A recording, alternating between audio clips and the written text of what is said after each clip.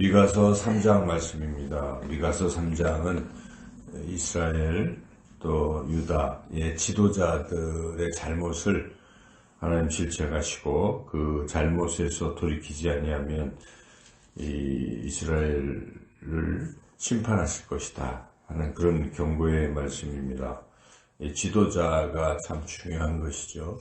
한 나라에도 그 지도자가 어떤 사람이냐, 또 어떤 사회의 조직도 지도자가 누구냐, 그 지도자 한 사람에 따라서 공동체의 어떤 그런 운명이 결정된다고도 볼 수 있죠. 교회도 교회의 지도자가 누구냐, 참 가정에도 가장이 누구냐에 따라서 많은 것들에 그렇다는 것이죠.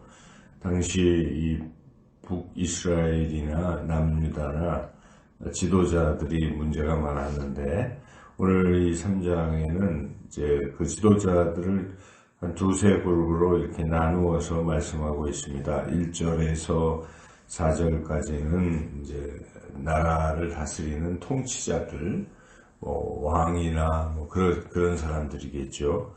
이런 사람들이 또는 그 재판관들이나 이제 이런 위치에 있는, 판정하는 그런 위치에 있는 사람들이 첫째 이 정의롭지 못하다는 것입니다.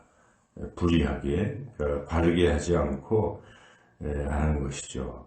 정의를 하는 것이 본분입니다. 3장 1절에 보면 정의를 하는 것이 너희의 본분이 아니냐, 정의롭게 하라는 것인데, 이 판결을 할 때 재판관들이 자기에게 뇌물을 준 사람에게 유리한 판정을 해준다면 이 나라가 이제 썩는 거죠. 그리고 또 이 행정하는 사람들이, 관의 이 의사결정을 하고 하는 사람들이 자기한테 도움을 준 사람, 자기한테 뭘 갖다 준 사람한테 잘 해준다. 그렇게 하면 안 되는 것이죠. 그래서 그게 정의입니다. 자기의 이익과 상관없이 옳은 것은 옳고 또 그른 것은 그르다 할 수 있는 이런 판결을 잘 내려줘야 사람들이 정의롭게 공평하게 살아갈 수가 있는데, 그렇지 못했다. 그 죄악. 그래서 하나님이 그런 자들에 대해서는 얼굴을 가리신다. 그들이 아무리 기도해도 듣지 않으시겠다. 이제 이런 말씀입니다. 5절부터 이제 7절 혹은 그 뒤에 8절이죠. 8절까지 말씀은 당시에 이제 선지자들, 또 제사장들, 이제 이런 그룹, 즉 종교적인 지도자들이라 볼 수 있겠죠. 이제 앞서서는 정치적 지도자라고 한다면 종교적 지도자들도 역시 이제 하나님의 말씀을 전할 때 그 사람이 내게 어떻게 하느냐에 따라서 말을 달리하는 것입니다. 그래서 자기한테 유리하게 뭘 갖다 주면 그 사람한테는 하나님이 당신에게 평강을 주실 것입니다. 그런데 그렇지 않는 사람에게는 당신은 하나님이 저주할 것입니다. 이런 식의 어떤 그 사람에 따라서, 그 사람이 내게 어떻게 하느냐에 따라서 반응하는 것, 이것도 잘못된 것이죠.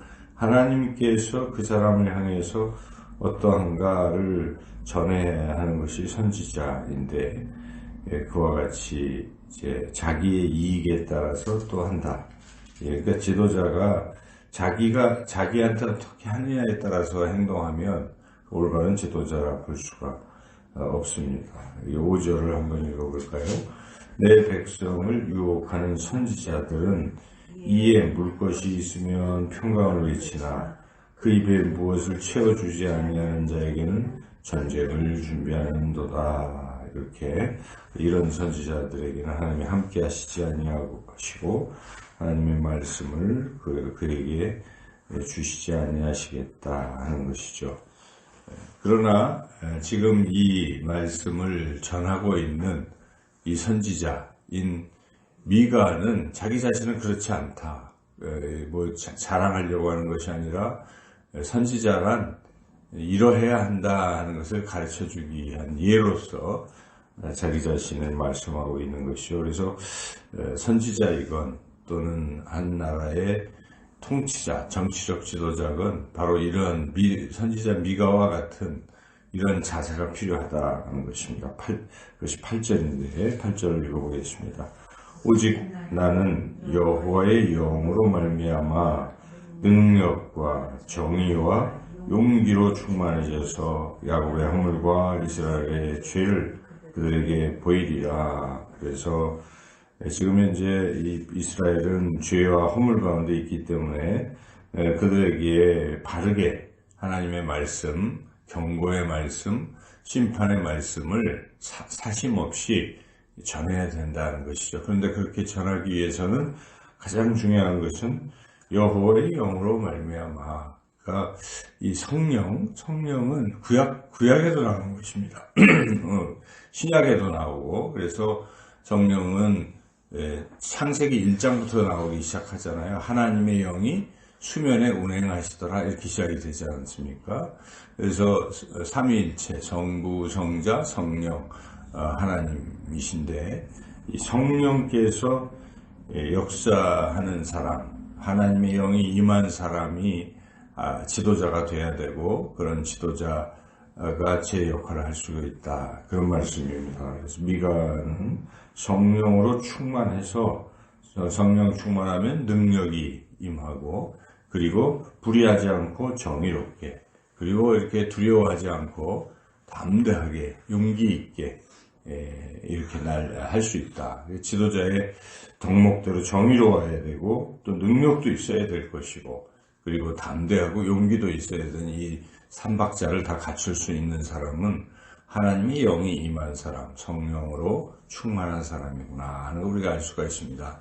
성령 충만을 받기 위해서는 하나님의 영이 임한다는 것은 하나님께 기도할 때 성령께서 나의 모든 것을 다스리시고 나와 함께 하시고 내게 능력 주시고 또 담대하게 하시고 또 바르게 이렇게 말하게 하시는 것이기 때문에 우리가 더욱 기도해야 할 것입니다. 지도자들은 기도해야 됩니다.